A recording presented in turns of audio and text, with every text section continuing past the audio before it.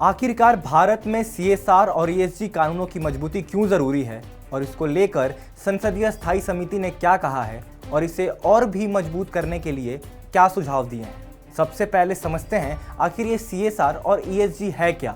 नमस्कार, आप देख रहे हैं दी एज न्यूज और मैं हूं आपके साथ प्रमोद तिवारी। सीएसआर यानी कॉर्पोरेट सोशल रिस्पॉन्सिबिलिटी, जिसका अर्थ है कि कंपनियां सिर्फ लाभ कमाने तक सीमित ना रहें बल्कि समाज और पर्यावरण की भलाई के लिए भी कार्य करें।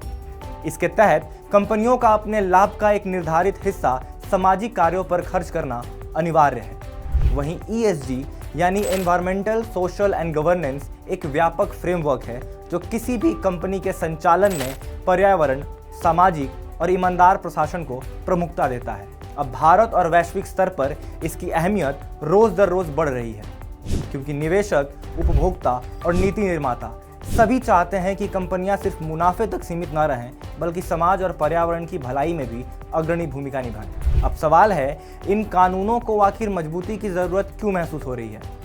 तो आइए पहले ये जानने की कोशिश करते हैं कि मौजूदा कानूनों में क्या कमियां हैं और इनके आगे चुनौतियां कैसी हैं। मौजूदा कानूनों के बावजूद बड़ी संख्या में कंपनियां सीएसआर के माध्यम से सामाजिक परियोजनाओं में प्रत्यक्ष और पारदर्शी निवेश नहीं कर रही हैं। कभी कभी सीएसआर फंड्स का इस्तेमाल ब्रांडिंग या अप्रभावी पहल में ही कर लिया जाता है। ईएसजी रिपोर्टिंग में भी चुनौतियां हैं, जैसे कि बहुत सी कंपनियां केवल मूल जानकारी देकर अपनी जिम्मेदारी निभा लेती हैं, जिससे सचेत निवेशक या आम लोग सही मूल्यांकन नहीं कर पाते। ग्रीन वॉशिंग भी एक प्रमुख चुनौती है। कई कंपनियां ईएसजी के नाम पर दिखावे के लिए दिखावे के डेटा प्रस्तुत कर देती हैं, जबकि जमीनी स्तर पर उनका असर सीमित रहता है। ऐसे में संसद की स्थायी समिति ने सिफारिश की है कि सीएसआर और ईएसजी दोनों कानून और मानकों में मजबूती लाई जाए। भारतीय प्रतिभूति और विनिमय बोर्ड यानी सेबी ने देश की टॉप 1000 लिस्टेड कंपनियों के लिए ईएसजी रिपोर्टिंग अनिवार्य कर दी है, जिससे अधिक पारदर्शिता आएगी। सीएसआर खर्च की निगरानी और सार्थक प्रभाव मूल्यांकन के लिए डिजिटल पोर्टल शुरू किए जा रहे हैं। अब बात करते हैं सीएसआर और ईएसजी कानूनों को सशक्त करने के लिए संसदीय स्थायी समिति द्वारा दी गई प्रमुख सुझावों की। पहला सुझाव है मानकीकरण, यानी ईएसजी तथा सीएसआर रिपोर्टिंग के लिए अंतर्राष्ट्रीय स्तर के मानक अपनाए जाएं, जिससे भारत का डेटा वैश्विक निवेशकों को भी स्वीकार्य हो। दूसरा सुझाव है प्रभावी विश्लेषण, यानी सीएसआर प्रोजेक्ट्स की स्वतंत्र एजेंसियों के माध्यम से समय समय पर सामाजिक और पर्यावरणीय प्रभाव की जांच जरूरी हो।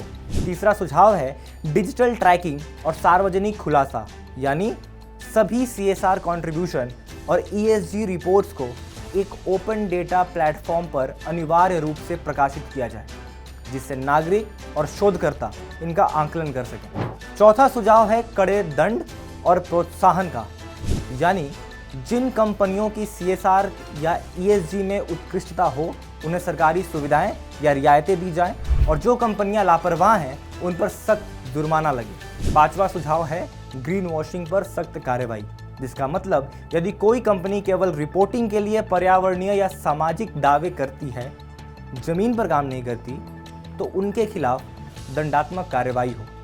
आखिरी और एक प्रभावशाली सुझाव है सामाजिक भागीदारी, यानी सीएसआर और ईएसजी कानूनों के तहत स्थानीय समुदायों की आवाज़ और सुझावों को अनिवार्य रूप से शामिल किया जाए।